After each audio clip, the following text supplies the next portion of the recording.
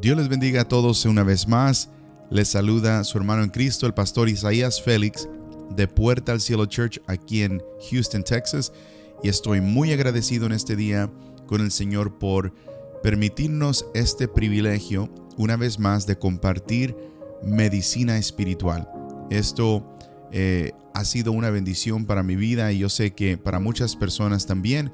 Espero que el propósito de esto siempre siga siendo para usted el mismo, de recibir palabra del Señor y dejar que la palabra sea la que venga a ministrar a su vida en cualquier área que haya necesidad, que venga a ser esa medicina que tanto necesitamos. Yo les voy a pedir, hermanos, que vayamos en palabras de oración, que pidamos la dirección del Señor en este día al leer su palabra, que Él sea el que ministre a la necesidad que hay en nosotros. Padre, te damos gracias.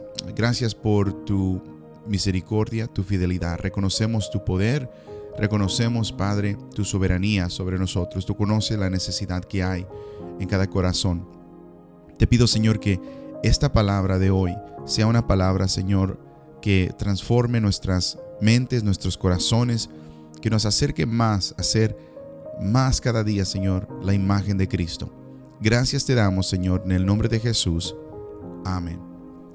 Hermanos, en esta hora quiero compartir con ustedes una porción de la palabra del Señor que se encuentra en Mateo capítulo 7, verso 3 al 5, pero voy a leerlo en la traducción lenguaje actual.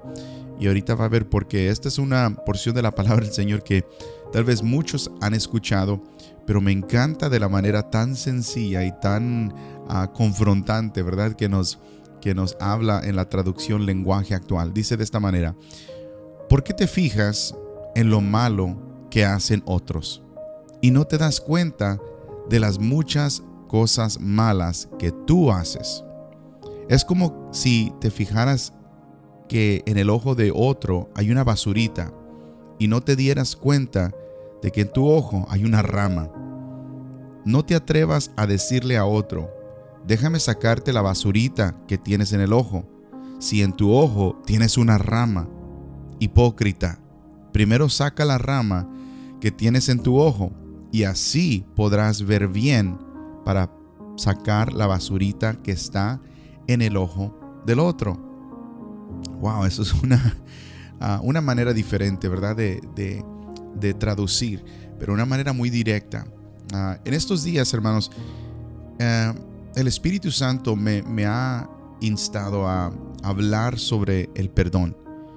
Incluso el miércoles, durante nuestro servicio de oración en la iglesia, tomé un tiempo para exhortar, para animar a todos los que estábamos reunidos a perdonar, a buscar perdonar, a buscar las oportunidades que hay en nuestra vida, porque ofendemos, a veces sin querer, queriendo, lo hacemos, y buscar perdonar. Estaba animando, exhortando a no permitir que la falta de perdonar sea un estorbo en nuestras peticiones, en nuestras oraciones ante Dios, ya que estábamos en el servicio de oración.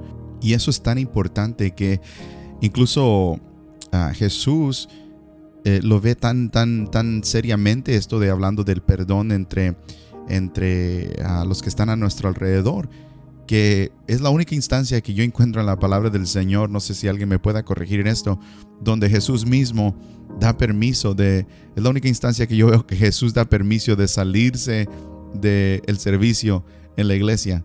Estoy hablando en términos muy suelto, pero de irnos y salir fuera del templo para ir a arreglar una situación. Leemos ahí en Mateo 5, donde dice: por tanto, si traes tu ofrenda al altar y ahí te acuerdas que tu hermano tiene algo contra ti, deja allí tu ofrenda delante del altar y anda, reconcíliate primero con tu hermano y entonces ven y presenta tu ofrenda. Entonces vemos la seriedad de este tema, y hay un antiguo proverbio latino que dice: fallar es humano, perdonar es divino. Y es algo que es tan cierto. Yo creo que todos podemos acordar que el perdón no siempre es fácil. Ya sea perdonar o pedir perdón o perdonar a alguien más. Es muy cierto que muchas veces clamamos a Dios por fuerzas para poder lograr el perdón. Y pensaba yo en esto y me hacía esta pregunta. Si es que es tan difícil, si es que el perdón tiene un origen divino, ¿cómo podemos nosotros como creyentes, cómo podemos estimular esta práctica tan importante del perdón con alguien que está tal vez cercano a nosotros, tal vez donde una necesidad de perdón? Puede ser tu esposo, tu esposa, hermano, hermanas, hijos, qué sé yo, alguien con quien trabajas tal vez. Pero sí necesitamos sabiduría, sí necesitamos fuerza y poder para poder manifestar el perdón en nuestras vidas. Y hay dos grandes realidades que tenemos que aprender si queremos practicar el perdón genuino, verdaderamente genuino en nuestra vida. Y eso es lo que yo quiero compartir con ustedes. Primero, tenemos que ser conscientes de nuestro pecado. A veces, por enfocarnos tanto en los errores de los demás, nos cegamos al espejo de errores que está delante de nosotros. El tomar conciencia, mis hermanos, de nuestras propias faltas es el requisito inicial para perdonar. Si no somos capaces de ver primero la rama, la viga en nuestro propio ojo, difícilmente vamos a poder llegar a perdonar a los demás. En Lucas capítulo 7, 36 encontramos la historia de Jesús que entró en la casa de un fariseo, dice la palabra del Señor. Y al entrar dice que una mujer pecadora, y hace énfasis la palabra de que es una mujer pecadora, y habla de cómo derramó un perfume en los pies de Jesús. Tal vez ha leído esta historia, y lloró y con sus lágrimas y cabello comenzó a lavar los pies de Jesús. Simón, este fariseo se llamaba Simón, no es Simón Pedro, el fariseo Simón. Simón veía con claridad los pecados de aquella mujer, porque dice la palabra del Señor que al mirar que ella hacía esto, decía entre sí: si Jesús supiera lo que esta mujer es, la reprendería, le diría a que parara, que dejara de hacer esto. Pero él miraba tan claramente los pecados de esta mujer, pero estaba tan ciego ante sus propias faltas. Y es por eso que Jesús pone al descubierto a Simón, el fariseo, y le dice: no me diste agua para mis pies, no me diste beso, no ungiste mi cabeza con aceite. Y es interesante observar que eran pecados de omisión, o sea, lo que no hizo. Jesús no le está reclamando un mal que había cometido, sino un bien que había dejado de hacer. Y es que para Dios, mis hermanos, tan graves son nuestros pecados de omisión como los de comisión. O sea, el pecado es resumido en esto. Dice Santiago 4:17, el que sabe hacer lo bueno y no lo hace le es pecado. A veces somos tan fáciles de reclamar a tantas cosas o cosas que personas nos ofenden, pero el que sabe hacer lo bueno y no lo hace le es pecado. Déjeme decirle que el Señor ha traído una grande convicción en mi vida, y no sé si usted la ha pasado, pero yo sé que lo correcto para mí hacer cuando yo voy de compras y tengo un carrito, es de llevar el carrito a donde están los demás carritos y dejarlo ahí, porque yo sé que es lo correcto de hacer, para que no estorbe a los demás. Y tienen un lugar específico, pero a veces es verdad que nos da un poco de, como dicen por ahí los mexicanos, un poco de flojera y no lo queremos hacer. Pero aquí me dice la palabra del Señor, y es este pasaje que me trae la convicción: el que sabe hacer lo bueno y no lo hace le es pecado. Entonces, la reprensión de Jesús hacia el fariseo Simón apunta a un aspecto muy interesante. La esencia de este pecado no era un mal que había hecho, sino un bien que había dejado de hacer. Jesús ya le había perdonado, tal vez le había entrado con él, le había dado una oportunidad para estar con él, para convivir con él. Lo que Jesús está demostrando es que le es difícil a él porque no se ha puesto a pensar en sus propios errores, de los cuales también fue él dado esta oportunidad por Jesús de ser perdonado. Él está mirando, él está acusando, él está juzgando. Pero entonces Perdonar requiere primero alumbrar una luz en los rincones oscuros de nuestra conducta para descubrir el tan cómodo muchas veces pecado que mora en nosotros. El egoísmo en nuestras motivaciones, la soberbia, el orgullo, las pasiones desordenadas, nuestra actitud violenta al enojarnos, la vanidad. Y hay una lista larga de las obras de la carne, pero se ponen al descubierto cuando nos miramos en el espejo de la palabra de Dios. Nosotros muchas veces tenemos la vista muy fina para ver la paja del ojo ajeno, pero sufrimos de vista borrosa a la hora de descubrir nuestras propias faltas. Si no tenemos la capacidad, mis hermanos, para reconocer el pecado propio, eso vendrá a ser un gran obstáculo para perdonar, porque esto nos lleva a la soberbia. El sentirnos superiores, el que sentirnos como que hay un dicho por ahí, como que nos hacemos como que a nosotros no nos huele la boca. Y una persona soberbia trata a los demás con tanta severidad, pero es tan comprensivo consigo mismo. Esto fue el problema de Simón el fariseo, en particular, y también de todos los fariseos en general.